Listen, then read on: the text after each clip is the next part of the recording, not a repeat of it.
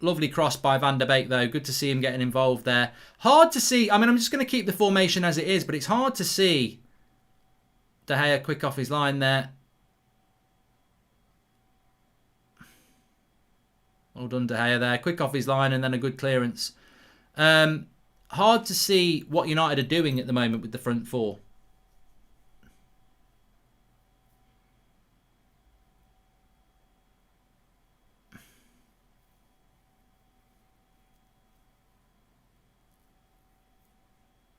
So I'm just going to keep it as it is. But there's a lot of interchanging with that front four is what I'm trying to say.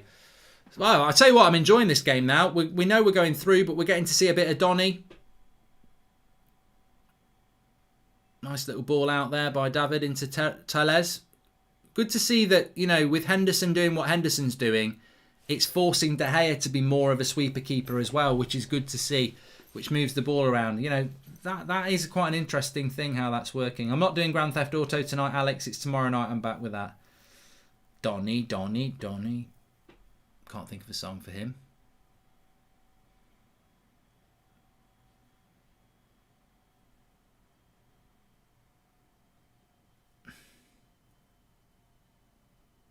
Would you rather Ajax or Roma, Mark, says Aaron? Well, it's 1-0 to Ajax, which makes it 2-2 on aggregate, but obviously Roma have got 2 away goals. I think Roma will be an easier game than Ajax because Ajax are a better footballing side than Roma, and I don't think we want to play a better footballing side. I think Roma would be a better game for us. Very smart by Ollie. He's using the rest of the game as a live training session with Donny as a false 9, says Brandon Slaughter. Well, I think Donny's, yeah, it's interesting. Cross comes in, well away by Telles. What we want to do here is keep a clean sheet and go and get a couple more goals as well. Twansebi's given a foul up there. Roma are still through at the moment on away goals. Ajax need to score twice, but they've still got 40 minutes to do it.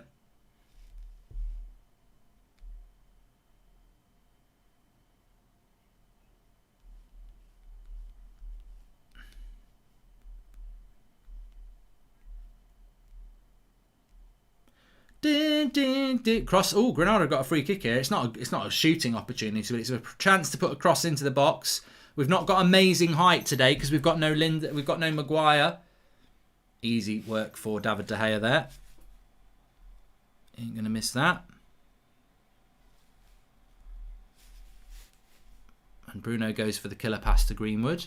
Mark, we will win the cup. No one remembers second place as Zane. And song for Donny, Vindaloo, Van der Beek. Van der Beek. Van der Beckham. It was a lovely cross. It's a shame Greenwood didn't score. I mean, that's always...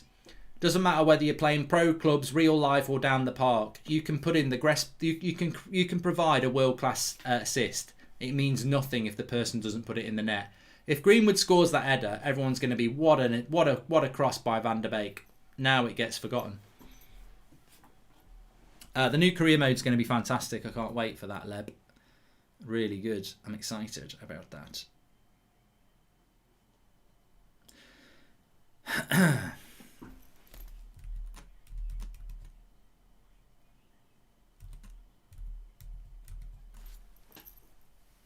More ball over the top. I'm enjoying this second half. We've only had 10 minutes of it. I don't want it to go quick. I want to enjoy it. I want to see Donny on the ball a bit. Taller than you think, Donny, as well. 6 foot. Donny van der Beek to the tune of Daddy Cool, says Charlie Wright.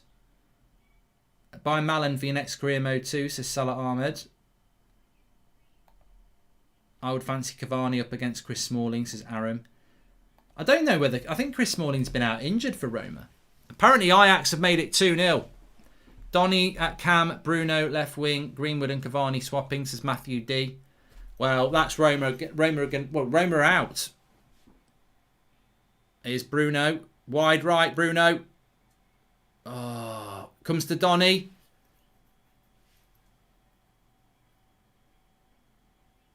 Needs some help.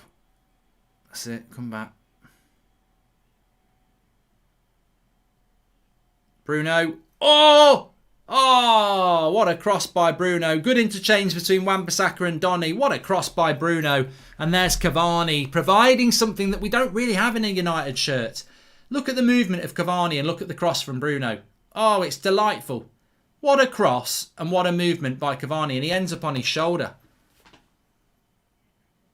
This would have been a cracking goal.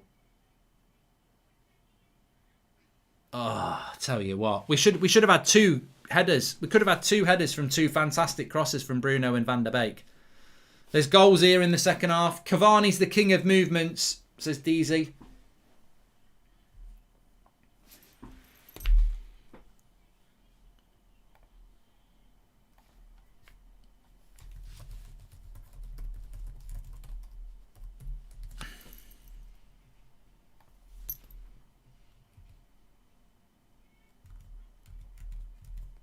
Well done, Tellez. Yeah, Bruno, I'm going to have to change this on the screen because it's not a fair reflection of the formation that we're playing. I am just going to change it. I'm going to put Donny into here and I'm going to move Bruno to here.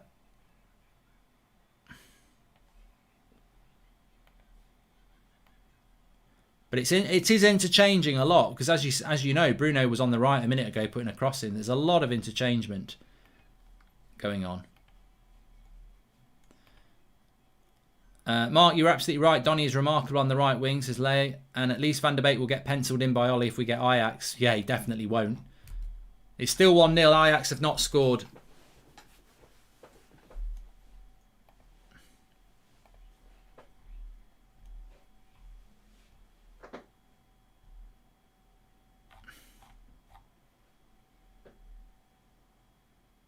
Good block by Twansebi there. Shot was going to get off there. Good block. Good tracking of the run. Hopefully we play Ajax so Ollie can shoot Donny in against his old club. Also, do you think Tellez was a big fish in a small pond in Portugal, says Julian Lee? Yeah, I mean, look, the Portuguese league is not the Premier League. It's not La Liga, is it? But and Tellez ain't Luke Shaw, but he's a good player. Can't believe Ollie does not see the player Donny is, says John O'Neill. Well, you know, I think tonight's been a night where we've seen peripheral players like Matic and Twansebi and Tellez and Van der Beek. And what we've seen from them is good performances against a team that's trying to beat us. You know, they're not Rochdale. Dan James is coming on now. Why can't it be Diallo? Why can't it be fucking Diallo?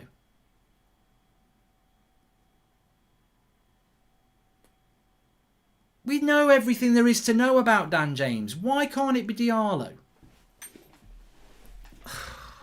Just...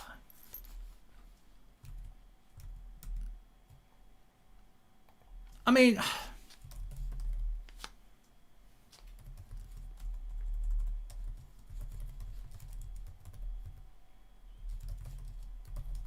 Here's Greenwood. He knows he's coming off. Donny.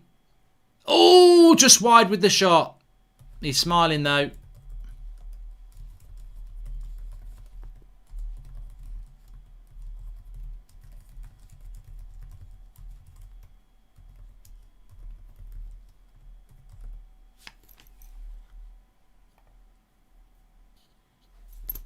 So Dan James is going to come on. Cavani comes up. Bruno and Donny interchanging can cause damage to teams, says Muzzy Lions. Donny already has a song, Give It Up KC and Sunshine Band, says Dan Harding. If we get Ajax, then Ollie will, pencil in. That's a positive, says Ed Nakiri. So Cavani's coming off. Good game from Cavani. I mean, to be honest, I do agree with taking Cavani off. You know, we don't need Cavani on the pitch for very long. So, I don't know what he's going to do here. Dan James has gone out to the right wing. Okay. Dan James to the right. Greenwood will go through the middle.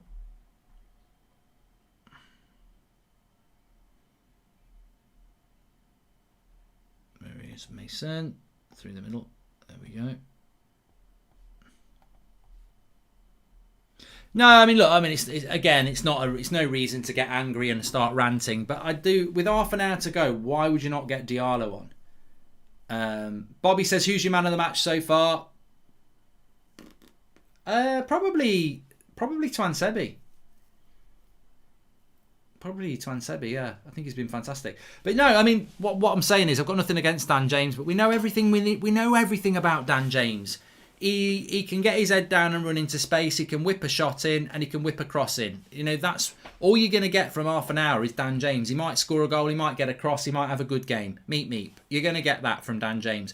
With Amad Diallo, you've got a chance there to put him on for half an hour and understand a little bit more about him. And you refuse to do it by going with your favourites again. And this needs to change. But when will it change? I don't know. Like, it's a perfect opportunity to get him into the game.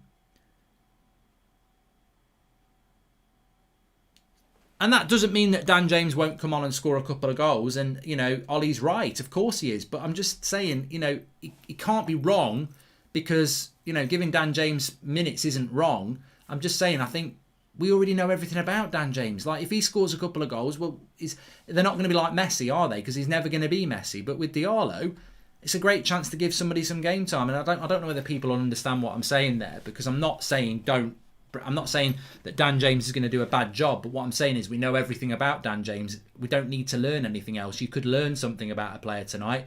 And he spoke about in his press conference the other day that he can't take any risks because he needs to win every game. Well, here's half an hour where you can take a bit of a risk. Twan Sebi's having a fantastic game, says Brandon. Can't wait to see him in the next performance during pre-season. Relax, we've got 5 subs in Europa, still more than enough subs to get to see Diallo. Yeah, but he won't get half an hour, will he, Mr. Glenn Johnson? Ollie's going to bring Mata on for Greenwood and switch James to the left, says Peter Leader. Yeah, I've heard that Mata's coming on.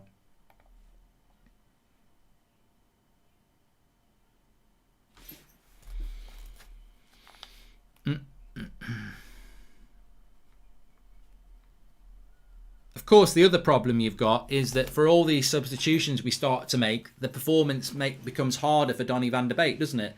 He's playing with Greenwood and Bruno and Cavani, and the interchanging is intelligent, and they're all footballers. You take off Greenwood or Bruno after taking Cavani off for Mata and James, and suddenly that interchanging for Donny becomes harder because he's playing with players that aren't as good. Diallo will come on for Bruno, my guess, says Robin Paul. Well, apparently Mata's coming on next. And again, Mata, like, realistically, what can you learn about Juan Mata? I mean, he probably does need a bit of game time, to be fair. Mark, I beg you to do an Ole Gunnar Solskjaer impression. It's absolutely amazing. Love hearing you say Kadaki. Me and my dad love the channel, mate, says Filmer. It's not Ole Gunnar Solskjaer, it's Gary Barlow. Absolutely incredible. It's not Ole. It's Gary Barlow, that is. Ole's this. Absolutely incredible, Kadaki. And I'm not very good at an Ole impression, really. Dan James is the safe choice. Diallo would be smarter for development and more excitement, says Daniel Smith. Yeah, it's the safe choice. Have you noticed Van der Beek is holding on to the ball longer than he normally does? It's like he's stopped the one-touch passing, which is what Ole likes, says Fisticuffs. Yeah, we're still playing Roma at the moment because 25 minutes to go. Ajax are only 1-0 up. They did have a goal disallowed, but they've had 73% of the possession and they've had 8 shots to Roma's 4. We want Roma. It will be an easier game. I mean, Roma's front 3, Pellegrini, Mkhitaryan and Dzeko, with all due respect, 2 of those players wouldn't be good enough for Southampton.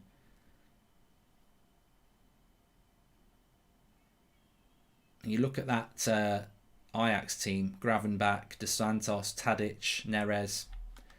I want Roma. Definitely want Roma.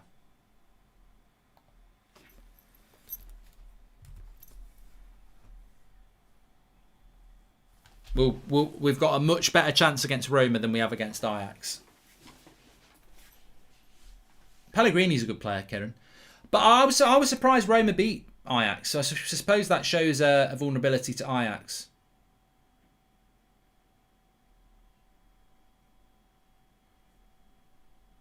We're favourites in both, to be fair. Here's a chance, wide. I don't know who got spun there, but it was a chance for Granada. I think it's Wan-Bissaka gets spun. There's Twansebi coming across. Look at the speed of Twansebi though there, and it double nutmeg. Shot goes through both legs.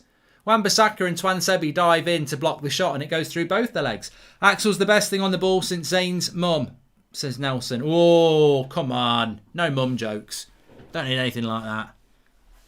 Talking about balls, remember, Manscaped. Manscaped. Waterproof. You can do it while you're in the shower.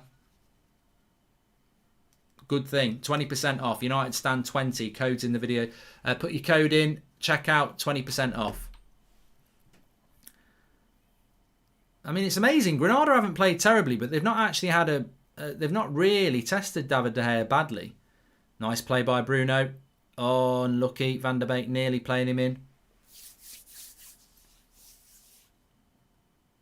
Well across by Twansebi. That's got to be a foul. It's definitely a Man United throw, but I think he's given the foul. Player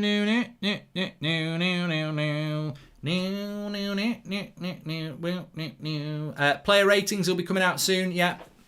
I mean, I'll tell you what, I think the player ratings are going to be really exciting tonight because there's been some good performances from United, and I think I know who's going to get man of the match, and I'm not going to influence it. I'm not going to influence it tonight.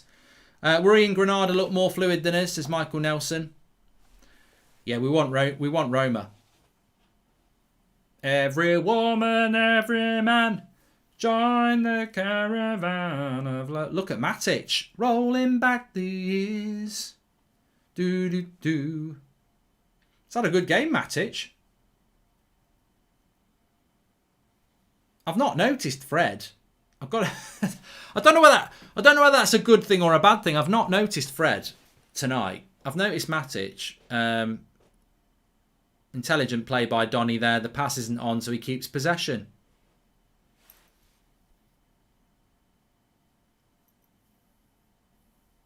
Nothing. Oh, lovely ball. Bruno will keep that in. No, he won't. Looking forward, would you mind putting weaker teams out in the league, risking second place to concentrate on the Europa, says Dan. I don't think we need to, mate. I don't think we need to at the moment. We've got Burnley and Leeds and Liverpool, I think, are our next three league games. Will you start the chart show again, says Mark Smith. Oh, I don't know. I did enjoy the chart show, but it's a lot of effort, and I don't know whether people actually liked it. It became a bit of a cult classic. I think it needs to come back. Maybe without the songs.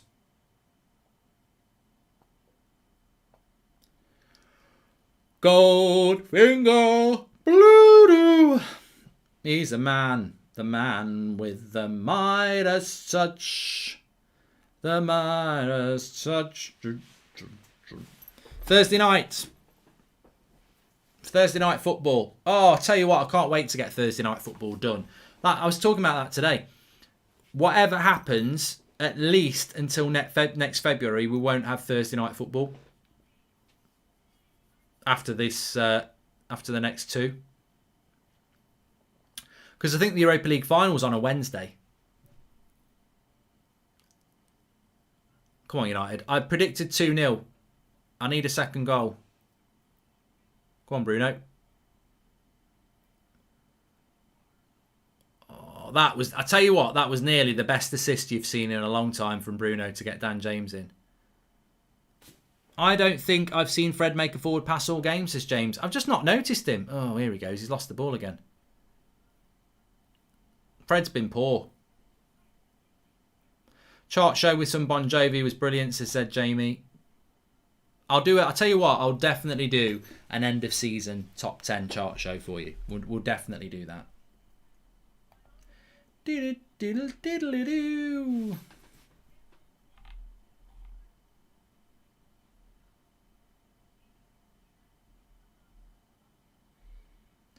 Okay, I got the Pogba win thing, but Scott and Fred are poor defensively, can only play box to box. I don't see why Van der Beek isn't replacing one of them, says Stratos. Does Ollie genuinely think James is better than Diallo, says Iron. Well, Ricky loves Dan James, doesn't he? Chart show and the OG songs are needed. Please bring it back, says Iron. Thanks for the super chat there. Please subscribe, by the way. We're trying to get up to 17,000 tonight, so bottom right-hand corner to subscribe. We are live for every Manchester United match. We're also live every morning at 10 o'clock with the new Man United news show, and every night at 8 o'clock as well. And tomorrow at lunchtime we will be live with Ollie's press conference for the Burnley game, which is on Sunday afternoon. Well, I'll tell you what, Goldbridge. Me and Woody and Tarkovsky, we've got a plan. We've got a plan to beat you on Sunday because that's what we're trying to do. We're trying to be relevant, and we're only ever relevant when we play Man United because of you. So we're up for it. We've got some strong wood, and that's not being sexual. Here's Van der Beek, right hand side. Lovely ball into Dan James again. Clever. Keep it, Dan. Keep it simple. Well done. Well done. Tellez.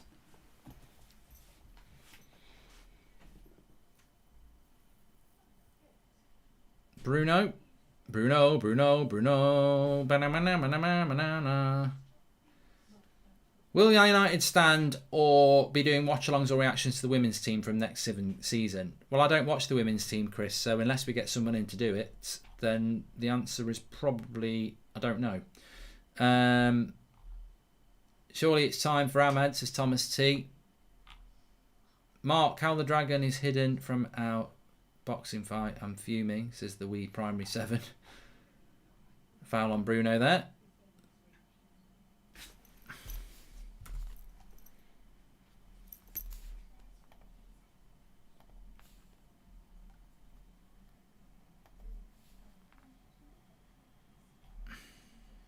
Bruno's coming off. I don't know who's going to be captain.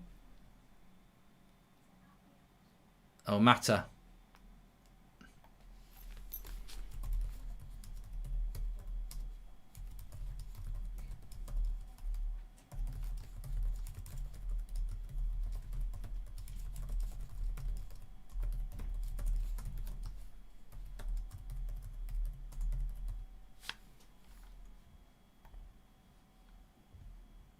So it's Mata for Bruno.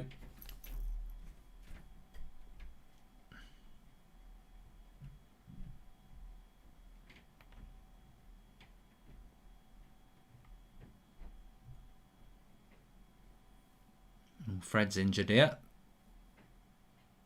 I'm trying to find one Mata. Hopefully I've deleted him.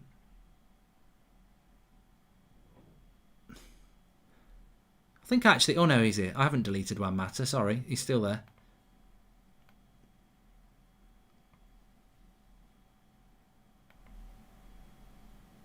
I think I've got a red card here. Is it a red? No. Oh no. No, I think you can make 5 subs in the Europa. Already playing our victory parade in London, says Zane. Ricky got a hard on with Mata, Matic and James on the pitch, says Clip City. I'm writing my final assessment at 4:30am. Game is going on the telly, but you got to hear the watch along. It's needed. Thank you, says Iron. Thanks for the super chat, Iron.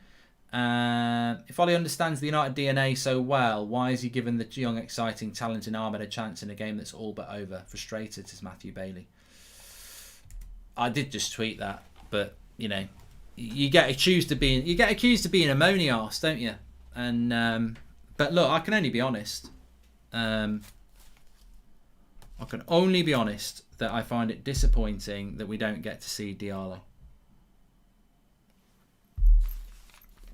I'm on the wrong screen. So Mata's on. Tellez is going to take the free kick here. 15 minutes to go. Over the bar. It would have been quite a good free kick if it hadn't hit the bar. But what's he giving there? Corner? Goal kick? Don't know how that can be a goal kick. If we win our game in hand, we're in the same situation as City in 2012. Imagine a 90th penalty versus Wolves and Bruno, he wins it for you, Man United, to Stratos. Oh, don't talk about us winning the league. We got no chance. That's what we got. We got no chance. That's what we got. We got no chance. That's what you got. Player ratings are open if you want to start doing them on the United stand. I'm just going to get the link as well. The game's going to fizzle out, though, now. We've made too many subs.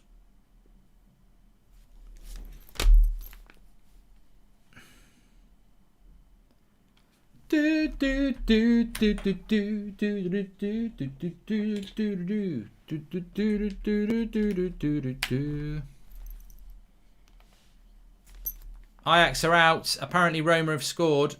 Well, no, they're not out. If they score another goal, it goes to extra time. 2-1 Villarreal. I mean, Dynamo Zagreb need a couple of goals. Arsenal 3-0 up. They're comfortable. 4-1 up, but they've got the 3 away goals, Arsenal.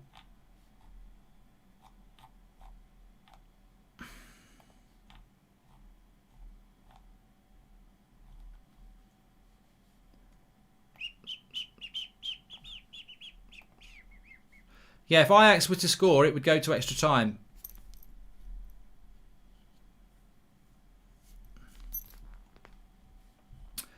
We're halfway there, says Clickbait24. Commentary saying Donny not fast enough to play down the wing yet. We played Mata on the right wing constantly, says JT. Well, exactly, yeah. Total contradiction. Does Bernardo Silva not play on the wing for Man City as well? Good catch, David. Diallo could still get 10 minutes if he's lucky. If he's lucky. Nothing, basically. Absolutely nothing.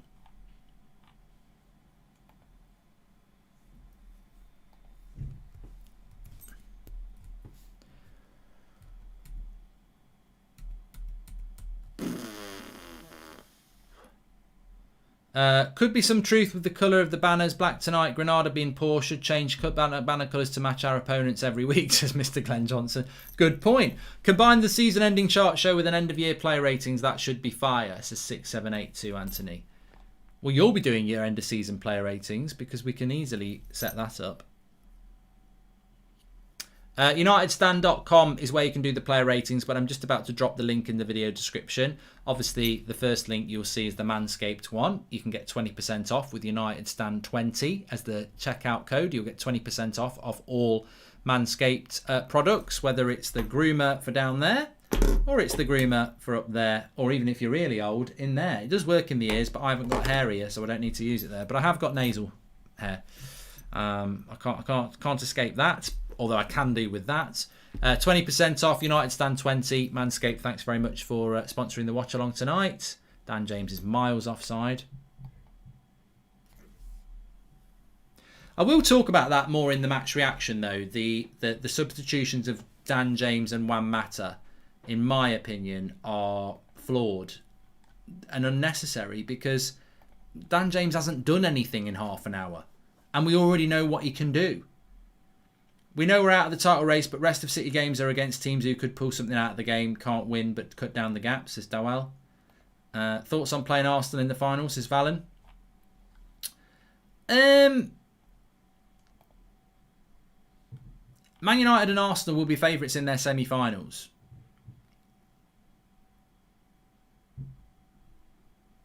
But I look at that Villarreal side, they've got El Cesar up front, who used to be at Dortmund, used to score a lot of goals. Chukwueze, Capoue, Torres, Marino. They're not lovely play by Greenwood. They're not terrible, Villarreal. But I would say that they are. Arsenal will be favourites in that game without a shadow of a doubt. Diallo's coming on with Brandon Williams here for 10 minutes.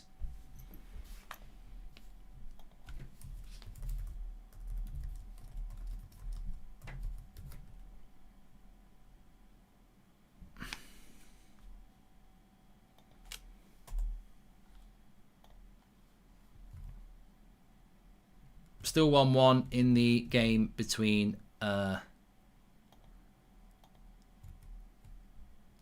Ajax and Roma, because we'll be playing the winner of one of those. Lacazette scored again, says Zamiasi. To add to the banner and black kit comment, is it coincident we do it now before Granada and Burnley away kit also black, says Paul Holloway. Well, too little too late. I've come back from errands. I'm sorry, did you just say Dan James is on, says Kevin Delatorre. Yes. Zane is Greenwood. Zane, I'm going to name your brother Jesse, says Nelson.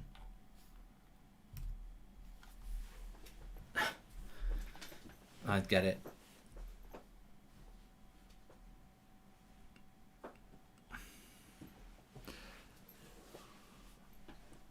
Mark, in training, footballers have sensors monitors strapped to them, analysing their effort and energy. Thoughts on them wearing these during live games for fans to fully analyse their performances, says AJ. I don't think we're far off that happening.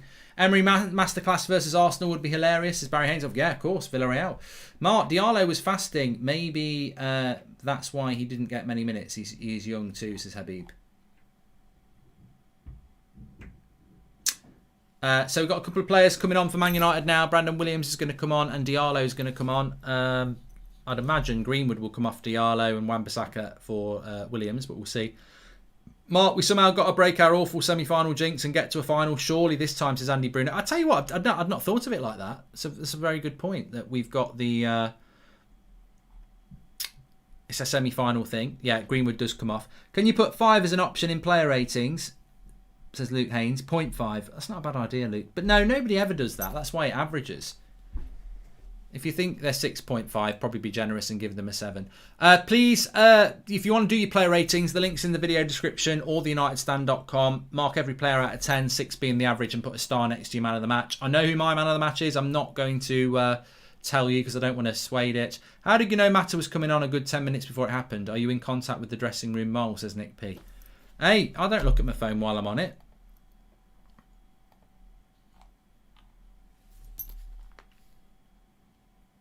Go on, Donny. 1, 2. Go on, Brandon. Feed him. Feed him. Oh, unlucky. Donny's gutted there.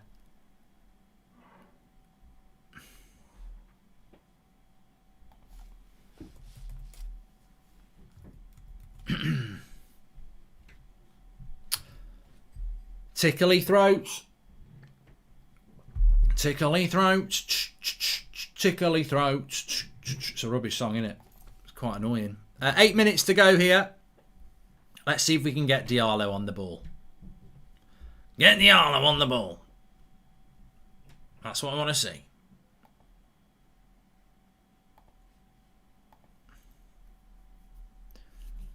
Fred. I've really not noticed Fred in this game tonight. Not in the second half. I've just really not noticed him at all. But I do think Fred and Matic works better than McTominay and Fred. Controversial, but I do. Matic. Wide to Brandon. Decent cross. Tellez just puts himself in the way.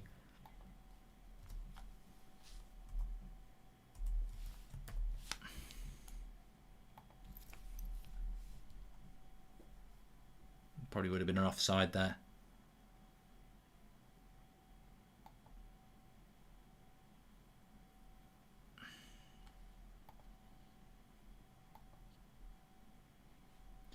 Come on.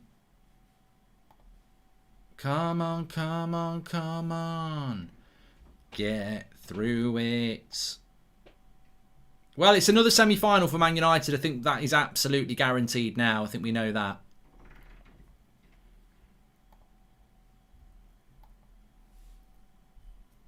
And will we get over our semi-final issue? Is this the 5th semi-final for Ollie now?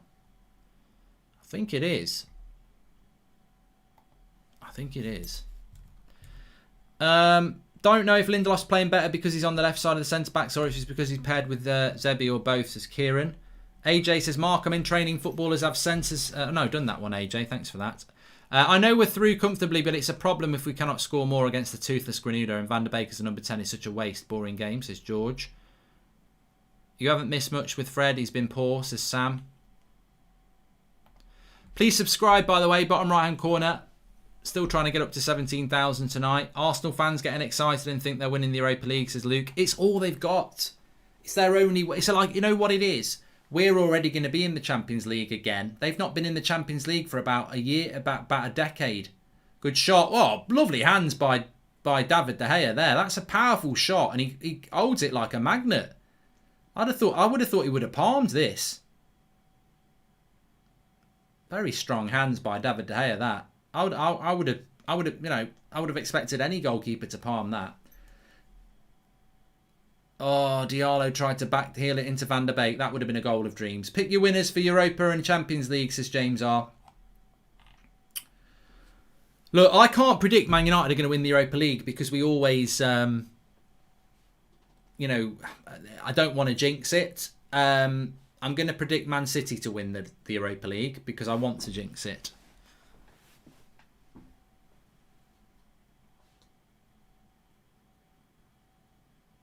Yeah, do your player ratings. I think the player ratings is going to be brilliant on the match reaction tonight. Really excited to do the player ratings. Because I know who my man of the match is, but I'm not going to influence anybody's opinions. I think there's been some really good performances tonight. I think there's been one or two bang average performances.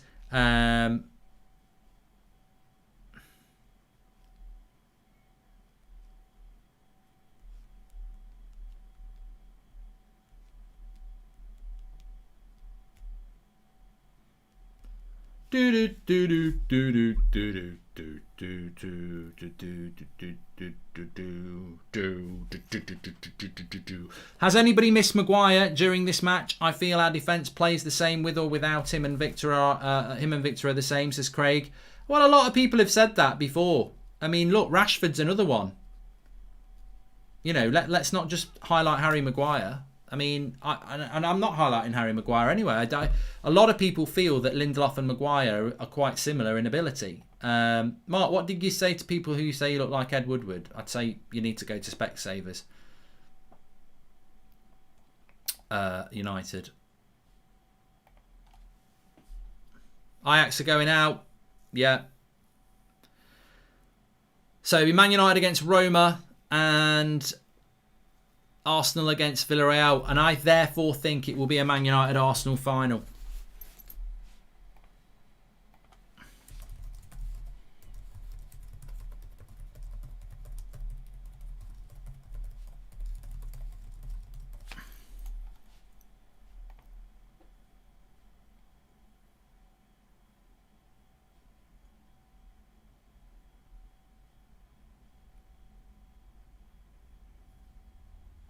Dun, dun, dun, dun, dun, dun, dun. Get rid of it, Tellez. That's gone for a corner.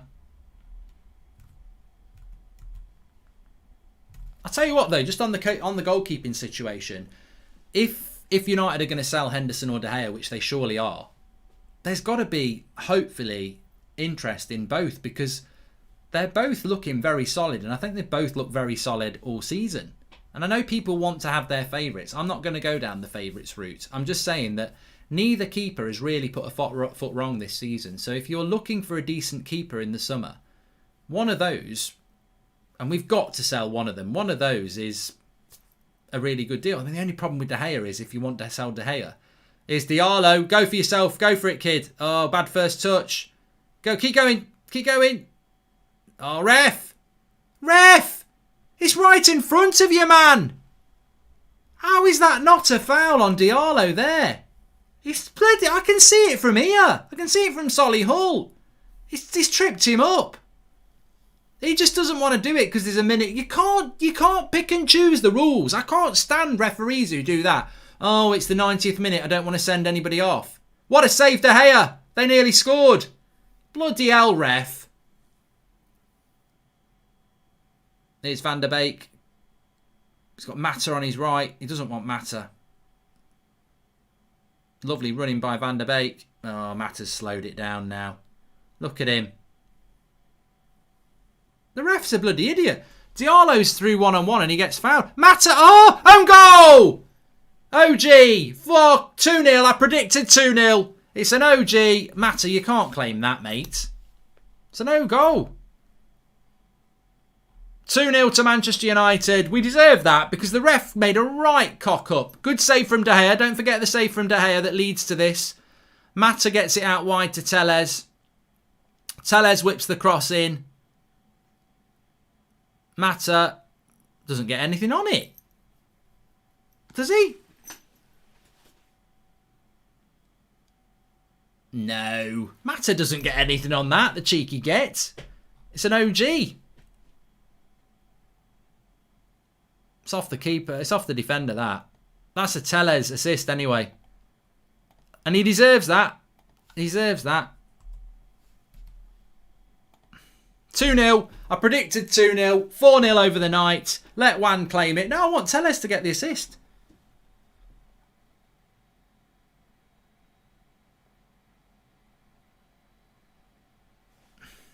Good save by De Gea, though. And let's not forget, Diallo was fouled.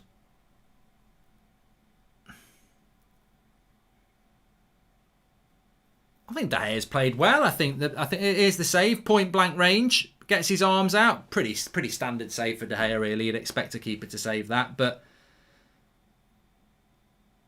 strong hands. Gets it away. Leads to the break. This is the one on Diallo. I think he gets fouled twice. Once there. And once there.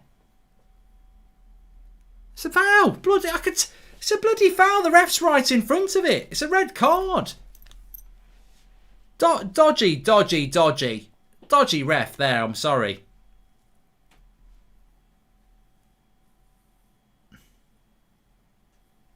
The reason he didn't give the foul because it was going to be a red. That's why.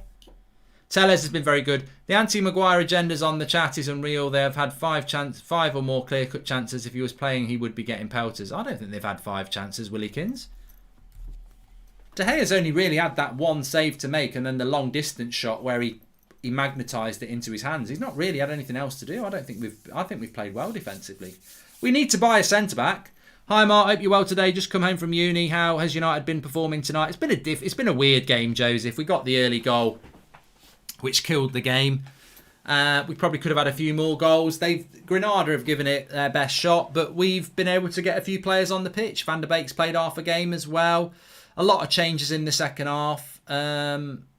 And I think that there's 1 or 2 players that yet again have shown their ability. Donny, hit it. Go on, Donny. Oh, why did Diallo not make the run there? And that's it, half time. I think Van der Beek's had a very impressive half as well. I'd be very happy with him. But 2-0 to Manchester United. We go into the semi-final where we will play... we're going to play Roma because it's not over in Roma yet. But Villarreal will play Arsenal in the one semi-final. And Manchester United will play Roma in the other semi-final as it stands. I don't think it's over yet, but they are into the 3rd minute of injury time there. Dzeko with a big goal, but Ajax always needed to score 2. So that is how it's looking there. Not quite over, but a very big result for them, for Manchester United. It's not half-time, it's full-time. I do get my words mixed up sometimes, it's a long stream. But look, thanks everyone for tuning in. Make sure you do your player ratings. Links in the video description. Mark every player out of 10, 6 being the average. Got quite a lot of interesting things to talk about, but I think the player ratings is going to be the most interesting thing. So get your player ratings in. Link in the video description for that. The video will push you automatically over to the live match reaction. So I will see you over there in a minute or so. Thanks everyone for watching. I'll see you in a minute. Oh, and also Manscaped. Make sure you link in the video description for Manscaped. 20% off with United Stand 20, the code. Thank you very much to Manscaped. Trim me your balls. Trim the grass to make your yard look bigger. And thank you everyone for watching. I'll see you in a minute.